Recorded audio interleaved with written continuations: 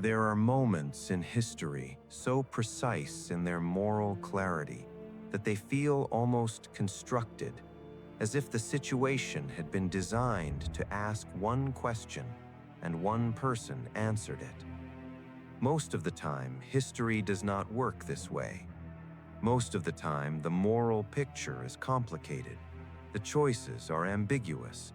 The heroes are flawed, and the meaning of events only emerges slowly over decades of interpretation.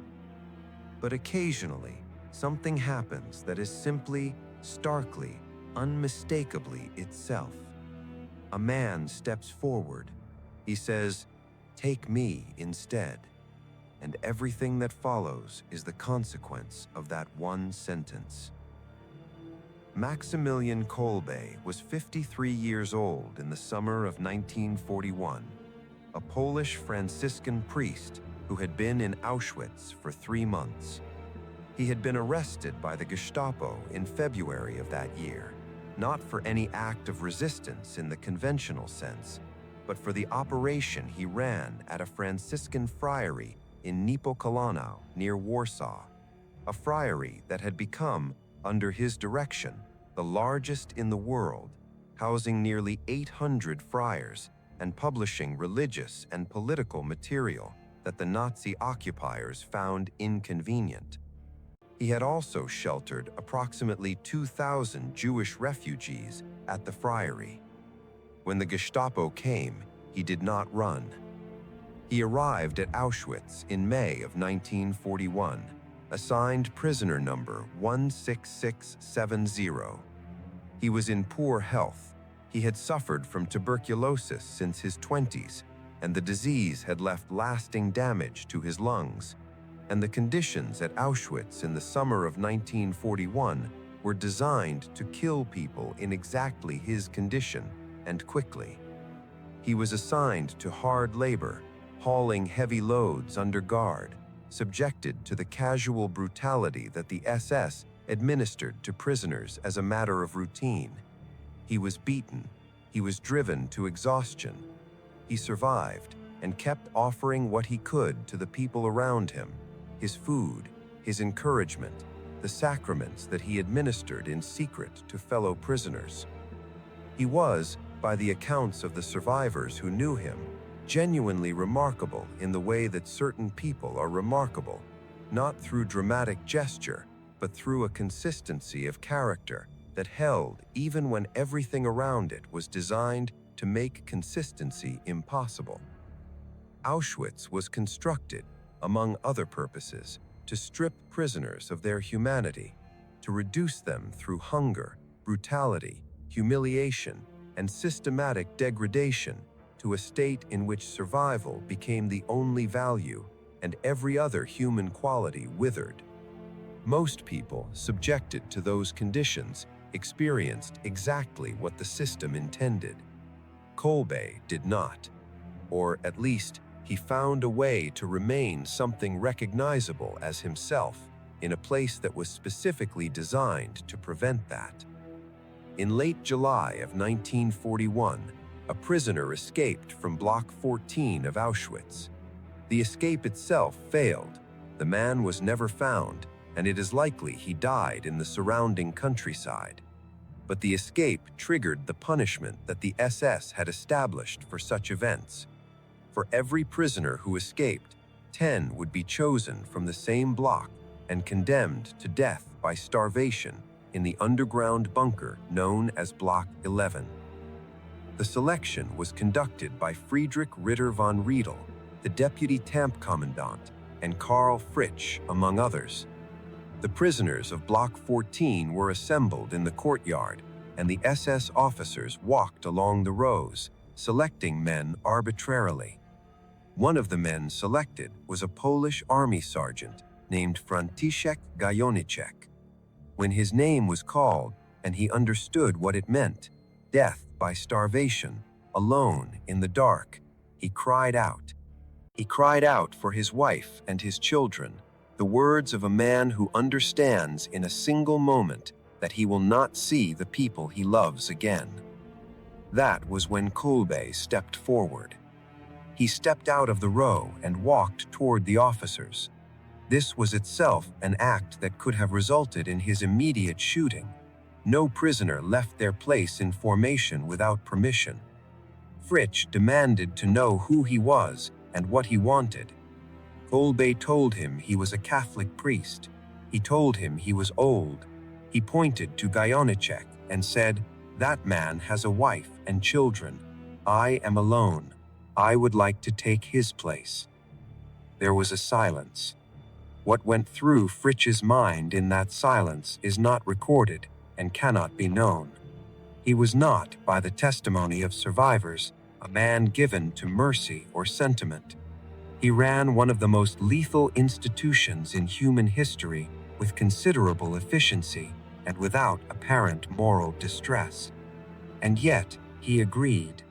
He looked at the priest standing in front of him, at the prisoner weeping in the row, and he said, "Accepted." Gajowniczek returned to the row. Kolbe took his place and joined the other 9 condemned men being led toward Block 11. Gajowniczek survived the war. He lived until 1995, dying at the age of 93. For the rest of his life, 54 years, he spoke about what Kolbe had done. He attended the ceremonies in Kolbe's honor.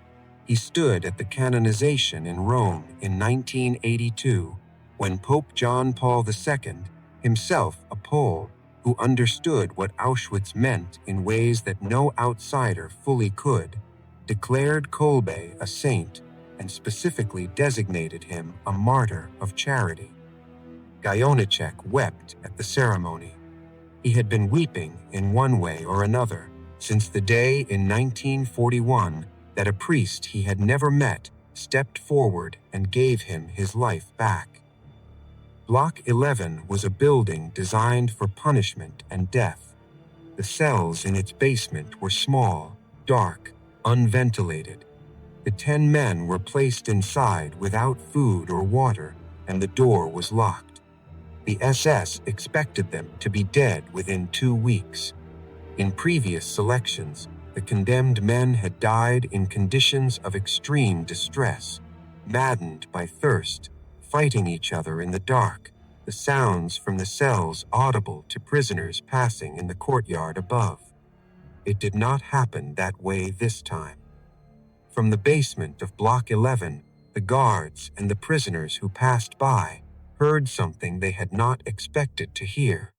Singing, prayers, the sound of men sustaining each other in the dark, led by the priest who had chosen to be among them. When the guards opened the cell door to remove the bodies of those who had died, they found the survivors kneeling in prayer or sitting in quiet. Kolbe was always conscious, always alert, always the center of whatever human community could be maintained in those conditions. By the 14th day, 4 men remained alive, including Kolbe. The SS had grown impatient. The cell was needed for other prisoners, and an administrator named Bach was sent to administer lethal injections of carbolic acid to those who had survived the starvation. Kolbe, it was reported, raised his arm to the needle himself. He was dead within seconds. He was 53 years old. The story of what he had done circulated among the prisoners of Auschwitz almost immediately. In a place designed to demonstrate the total power of the state over the individual and the total powerlessness of human values in the face of systematic violence, a man had demonstrated something different. He had demonstrated that the choice remained, that even in Auschwitz, even under those conditions, a person could decide what they were willing to do and what they were not. He had decided. The decision had cost him his life and given someone else theirs. There is a question that this story always raises, and it is worth sitting with rather than answering too quickly. Was what Kolbe did rational? By any calculus of self-interest, no. He was dying already.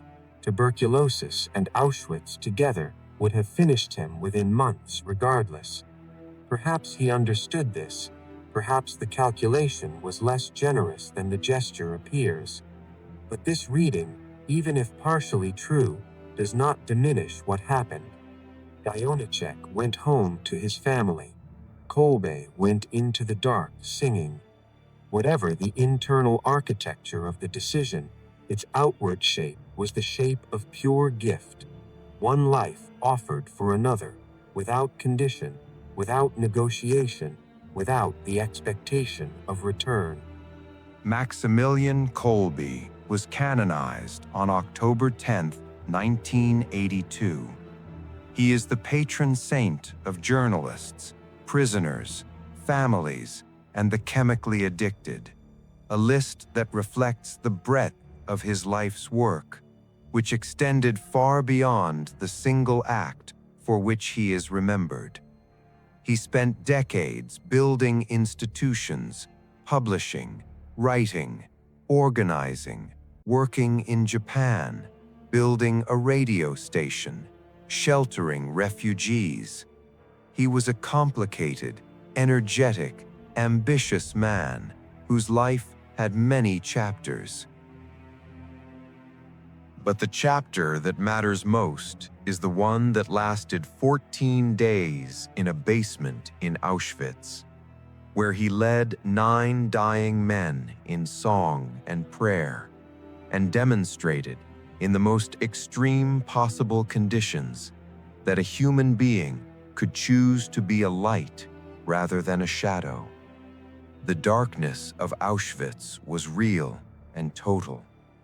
He was a light inside it, and a light in total darkness, however small, cannot be missed.